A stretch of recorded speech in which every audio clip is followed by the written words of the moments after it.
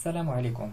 مرحبا بكم في أول سلسلة من مجموعة السلسلات اللي غادي نشرحوا فيها كل ما يتعلق بالضرائب في السلطة المحلية، واللي كيسيرها القانون رقم 47/06، واللي تم التجديد ديالو بالقانون رقم 027. في هذا الفيديو رقم واحد غادي ناخدو نظرة عامة على هذا القانون وكيفاش نقدروا نقلبوا فيه على الأمور اللي كنحتاجوها في الحياة المهنية ديالنا بشكل سريع وبسيط. وغادي نبداو على بركة الله. هذا القانون اللي هو ديال ضرائب السلطة المحلية فيه ثلاثة المحاور مهمة وأساسية. العنصر الأول أو لابارتي الأولى هي لي ريغل داسيت دو ريكوفرمون اي دو سانكسيون، اللي فيها لي ريغل داسيت، فيها لي ريغل دو ريكوفرمون وفيها لي سانكسيون. لابارتي الثانية هي اللي فيها البروسيدور دو كونترول اي دو كونتونسيو، واللي بالدور ديالها فيها droit de contrôle et de communication وفيها لي كونتونسيو. والتروازيام بارتي اللي فيها ديسبوزيسيون ديفير. نبداو بلي ريغل داسيت، وهنا غادي نقول لكم باللي كاين ثلاثه ديال الانواع ديال الضرائب. النوع الاول هما الضرائب اللي مكلفه بهم الجماعات، والنوع الثاني هو الضرائب اللي مكلفه بهم العمالات والاقاليم، والنوع الثالث هي الضرائب اللي مكلفه بهم الجهات. ونبداو باول عنصر ديال الضرائب اللي مكلفه بهم الجماعات، ونقولوا اول ضريبه اللي هي الضريبه المهنيه، لا تاكس بروفيسيونيل، واللي هي واحد الضريبه اللي كتطبق على كاع الاشخاص سواء الذاتيين او المعنويين واللي كيمارسوا نشاط او مجموعه من الانشطه داخل التراب الوطني. ثاني ضريبه اللي هي لا تاكس دابيتاسيون، الضريبه على السكن اللي كتطبق على الناس اللي كيملكوا او لا كيستافدوا من السكن سواء كان ثانوي او اولي. ثالث ضريبه اللي هي لا تاكس سيرفيس كومينو، الضريبه على الخدمه العامه، واللي حتى هي بالدور ديالها كيخضع عليها المباني والمعدات والادوات واي وسيله انتاجيه مشموله في الضريبه المهنيه. رابع ضريبه اللي هي لا تي تي ان بي، لا تاكس سور تيران نون باتي، الضريبه على الاراضي الغير مبنيه، والسميه ديالها شارحه راسها، الا عندك شي ارض وما مبنياش تخلص عليها من العام للعام. خامس ضريبه اللي هي لا تاكس سور لي زوبيراسيون دو كونستركسيون، وهي الضريبه على عمليات البناء. ومن الاخر بغيتي تبني ولا تكبر البنيان ديالك ولا تريب خاصك تخلص. سادس ضريبة اللي هي لا تاكس سور لي زوبيراسيون دو لوتيسمون، الضريبة على عملية التقسيم. تقسيم اش؟ تقسيم الأراضي اللي غادي تجهزها من أجل البناء. سابع ضريبة اللي هي لا تاكس سور لي ديبي دو بواسون، الضريبة على المشروبات. كيف سمعتي، ضريبة على المشروبات. شربتي شي مشروب في القهوة ولا المطعم ولا البار، هاد الضريبة كيخلصها بطبيعة الحال مول المحل اللي انت شريتي من عنده هذا المشروب واللي انت بالدور خلصتيها ليه، يعني هو غير مسخر. ثامن ضريبة اللي هي لا تاكس دو سيجور، الضريبة على السياحة. هاد الضريبة شكون اللي كيخلصها؟ انت وانا نهار كتمشي لشي فندق انت كتخلص مول الفندق على خدمة المبيت وكتزيد عليها الضريبة وهو كيشدها وكيعطيها الإدارة المعنية بالأمر.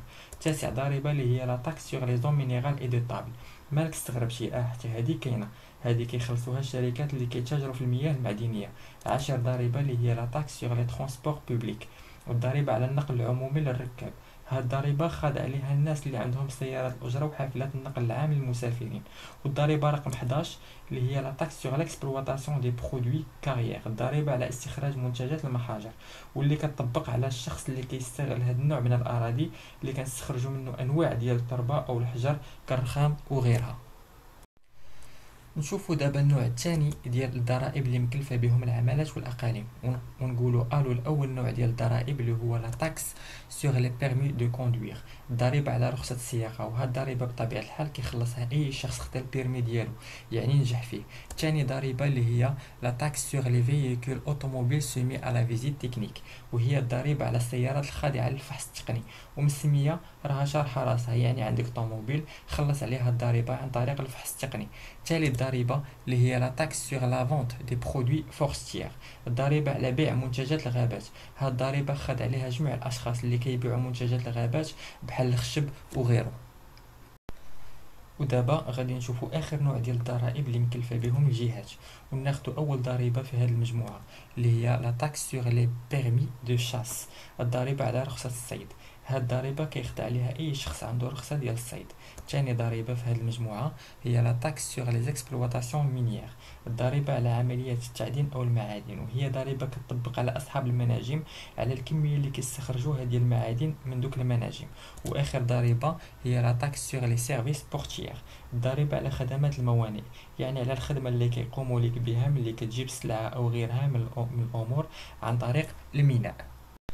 ومورا ما شفنا شنو عندنا في لي ريغل داسيت، دابا غادي ندوزو نشوفو شنو عندنا في لي ريغل دو ريكوفرمون، واللي غادي نلقاو فيه البروسيدور دو ريكوفرمون وليكزيجيبيليتي الريكوفرمون فورسي. ودابا غادي ندوزو لي سانكسيون، وهاد العقوبات مقسمه لجوج انواع. سانكسيون اون ماتيير داسيت اللي هو النوع الاول، واللي كتجي على اساس اخطاء على مستوى التصريح او عدم التصريح بالضرائب المفروضه، واللي سبق لينا شفناها في هذا الفيديو الاول. وهذه فيها جوج نقط، سانكسيون كومان ولي سانكسيون سبيسيفيك ا سيغتان تاكس. والنوع الثاني ديال العقوبات اللي هما لي سانكسيون اون ماتيير دو ريكوفرمون، وهذا النوع الثاني ديال العقوبات اللي كتجي على اساس اخطاء في الخلاص او السهو او التهرب في الخلاص ديال الضرائب اللي تم التصريح بها ولكن ما تخلصاتش. وفي هذه الحاله غنكونوا سالينا البروميير بارتي وغادي ندوزو للدوزيام بارتي اللي هو البروسيدور دو كونترول اي دو كونتونسيون، واللي هو بالدور ديالو مقسم لجوج الانواع، droit de contrôle et de communication ou le contentieux. نشوفوا droit de contrôle et de communication شنو فيه النقطة الأولى هي disposition générale، يعني شحال خاص ديال الوقت وانت محافظ على الوثائق وحق الحوار.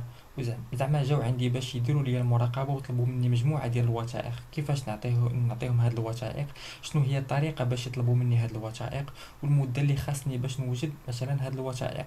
النقطه الثانيه اللي هي البروسيدور اي ديسبوزيسيون بارتيكولير، واللي فيها غادي نلقاو شكل الرساله اللي غادي يصيفطوا لي قبل المراقبه ديالهم، وكذلك الحق ديالهم باش يشوفوا المحاسبه ديالي. والنقطه الثالثه اللي هي البروسيدور دو تاكساسيون دوفيس، يعني جاو عندي وما لقاو عندي حتى شي وثيقه من الوثائق المفروض انها تكون عندي، وما لقاوش عندي حتى الكونطابيليتي ديالي مقاده. يعني الاداره عندها الحق تقوم بالحسابات سواء عن طريق المقارنه او غيرها باش يقدروا يجبدوا الرقم اللي خاصني نخلص في هذه الحاله.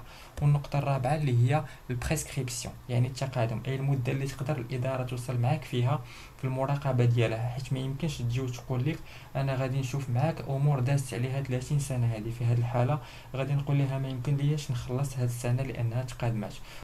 ودابا غادي نشوفوا اخر تيتر في الدوزيام بارتي اللي هو الكونتونسيو. وكيف شرحت قبل جاو كيقولوا لي خاصك تخلص، وانا كنقول لهم لا راه سنه تقادمات، وهذا غير مثال بين الامثله العديده اللي كاينه.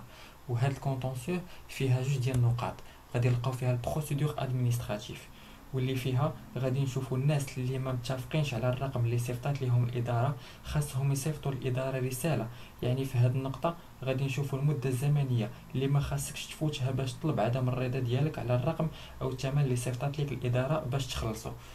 النقطه الثانيه اللي غادي نلقاو فيها البروسيدور جوديسيير، يعني انني ما تفهمتش انا والاداره الوصيه او المعنيه بهذه الضرائب. يعني في هذه الحاله غادي ندوز للمرحله الثانيه اللي هي البروسيدور جوديسيير. وفي هذه الحالة غنكونوا سالينا الدوزيام بارتي وغادي ندوزو لاخر بارتي اللي هي ديسبوزيسيون ديفير، واللي فيه 6 ديال النقاط. اول نقطة هي البروسيدور دو فيكساسيون دو طو، يعني كيفاش كيتحدوا الرسوم ديال الادارة. والنقطة الثانية اللي هي ريبارتيسيون دي برودوي فيسكال اونتر دو او بليزيور كومون، يعني كيفاش كيتم التقسيم ديال الحصيلة الضرائب بين جماعتين او اكثر. النقطة الثالثة اللي هي سوليداريتي، يعني في هذه النقطة غادي نلقاو أن الإدارة كتفوض بعض من المهام ديالها لبعض العناصر أو لبعض الأشخاص كالعدول أو كتاب العدل اللي هما غيقوموا بلاصتها في التحصيل ديك المبالغ، يعني بحال البيع ديال المباني وغيرها.